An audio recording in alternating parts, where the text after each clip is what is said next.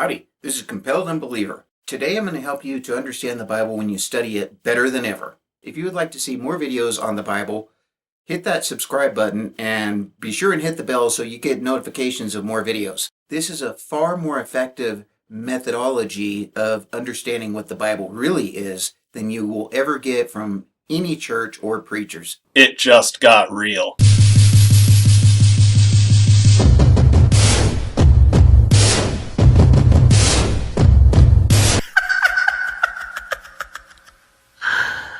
Oh, wow. Unbleached, enriched flour, wheat flour, niacin, reduced iron, thiamine, mononitrate, vitamin B1, riboflavin, vitamin B2, folic acid, sugar, palm and or canola oil, coca processed with alkali, high fructose corn syrup, leavening, baking soda and or calcium phosphate, salt, soy lecithin, chocolate, artificial flavor, contains wheat and soy. This is the ingredients to a common cookie that we'll get back to in this analogy. The question is here, can we determine that this even is a cookie, or what kind of cookie it is just from the contents alone? Christians commonly, almost exclusively, look at the contents in the Bible without any external sources. The idea is that we can study the contents of the Bible and it contains all the information we need to know about the Bible. As it is understood to be God's Word and outside sources are unnecessary to comprehend and understand it. We can study the contents of the cookie here that I provided, memorize the ingredients, contemplate and pray about it. We can ask for magical spiritual guidance. We can underline the ingredients that seem to be important to us. We can talk to friends about it. But could we ever truly understand what it is that we're consuming by using standard Bible study methodologies? We must first look for sources outside the contents itself, that is the ingredients, in order to understand what the ingredients really are. So that way we can actually put those ingredients into context and then finally understand what combinations and how those ingredients put together, what they actually make up as a whole. We could start by studying what ingredients are shared in common with other foods. And what do they have in common? Where did these ingredients come from? What are their origins? What are the ingredients? What are their purpose? So let's say we study and we find out that these ingredients are common to a specific type of cookies. Well, that's a start. Now that we've discovered that these ingredients do make up cookies, we can start to look into the history of cookies. Why did someone put these particular ingredients together? What is the history of cookies that inspired this particular cookie? We can investigate into who the inventor of this cookie was, and then by studying that particular person, we might be able to determine what inspired that person to actually invent this particular cookie. What makes this cookie actually taste good?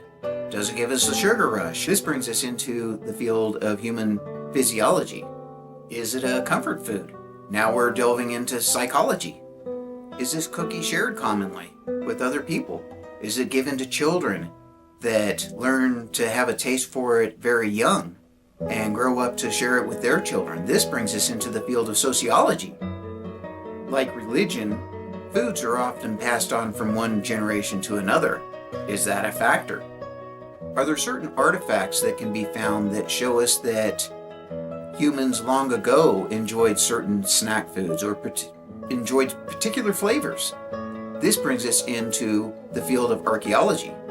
Now, what made this particular cookie extremely popular or successful?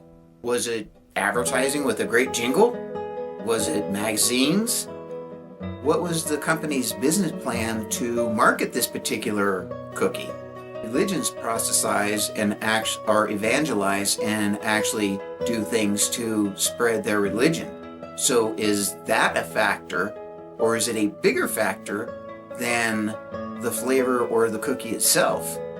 In what time period did this cookie come out? Was that a factor in itself? Where in the world is this particular cookie popular? And where is it not available and why? Is it due to geography making it difficult to distribute? Are there political factors that disallow this particular cookie to be distributed? Religion, like a cookie, has specific ways and reasons that it spreads in the ways that it does. Now that we've looked deeper into the religious, political, geographical, and even economic factors that have influenced the distribution of this cookie, we have a better understanding of why it is popular where it is. It's no different with the Bible. We can understand almost nothing about the Bible from studying its contents alone. We need to understand its origins, the history of where it came from, how it was put together and by whom, the culture and times in which it was written, the cultures and histories of the people who were influenced by the Bible that actually wrote the Bible, the politics, the religions, the geography, and how science was understood at the time the Bible was written. We need to understand a little bit about the languages that the Bible was written in and the literary styles of the day, and how our modern understanding of literature changes how we perceive the writings that are actually in the Bible, which could be very different from what the authors actually intended. We simply cannot understand what's in the Bible without understanding about the Bible. As a Christian, I mistakenly studied the contents of the Bible to understand Christianity. Now I study Christianity to understand about the Bible. Sadly, in truth, nothing I said here will have any effect on most Christians. They just want to indulge in their religion, just like most people want to enjoy an Oreo. My concern is when I enjoy an Oreo, the subject of this video, I know that it's real. It's not an imaginary cookie or God that I just want or wish exist. It's just a book.